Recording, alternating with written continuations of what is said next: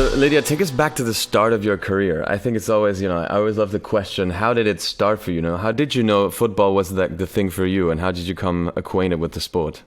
To be honest, everything kind of was, I guess, luck or fell into place. I grew up in Katanning, and then I moved to a place called Kalgoorlie, which is basically kind of a small country town in Western Australia. And I mean, anywhere in Australia that's a little bit smaller, you play all kinds of sports on the weekends. So that's literally what my parents' job was, to drive me around to basketball, football, athletics, whatever it was. And it wasn't until my mum got a job in the other side of Australia and we moved over, and literally football was the only sport that I could join up in.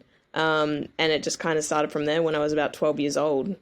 I remember I also had the same situation in school where everyone was just playing football because I was going to this German school, and then in Germany everyone's like super focused on football, and I remember I sucked so bad at it, I was super bad, and I was always, I thought, oh man, if I would be a footballer, that I'm not gonna get a career right now. So I'm happy it worked out for you.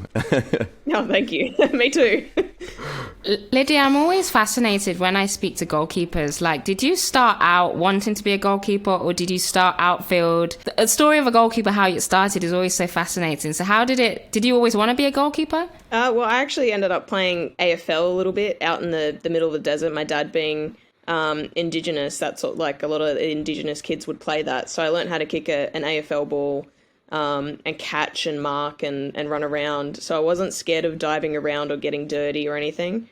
And then football was kind of the most similar thing to being outside and kicking a ball. And then I guess goalkeeping it never fazed me. So I was like, okay, yeah, this will be kind of fun thing to do. And I went in thinking that I'd be rotated around, and I never did. So it kind of just fell into place.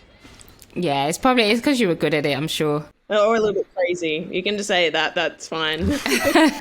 So you mentioned there that your father's Aboriginal. I know your mom is American, originally from Oklahoma. How was the move over to America for you, playing in the NWSL? How did you like that league? And I know, as an Australian in the US, it might have felt like a bit of a homecoming. So how was that experience for you? Yeah, I mean, I obviously went over to America a few times in my childhood to visit family and everything. So it was kind of familiar me going back there, and I got to reconnect with a lot of my family members and cousins and my grandparents over there. So that was actually really exciting. And, that league is just so, I guess intense is probably the right word. It's just, so much athleticism and so much just any team can beat any team. I think you look at the league this year, and literally up until the last game, there were, I think, 8 teams going for the 6 spots, or 10 teams. So, it's getting more and more competitive over there, and definitely the lifestyle over there was a lot of investment and everything. So, yeah, it's definitely, I guess, different, coming from America than playing in Europe, where you have the backing of the big clubs and, there's Champions League, there's, FA Cup, Conti Cup, there's all these different leagues that you can play in. So kind of that's a big draw card, I think, that Europe has at the moment. For sure. So Lydia, let's go with your international career, because I read that you were called up at the age of 15, which is just incredible. That's like super, super young.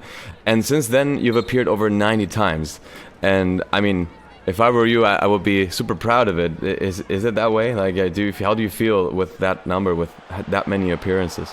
Yes, I kind of have to pinch myself. I've had obviously a few injuries that kind of put me out for a year here and there. So to still kind of be around and being available for the national team, I guess I cherish every moment that I get to play and put on. It's not the green and gold for me, but it still has the Australian crest. So just playing with the girls that I think we've all grown up together. I think the majority of our team have been teammates for nearly 7 years. So yeah, that's pretty incredible, I think.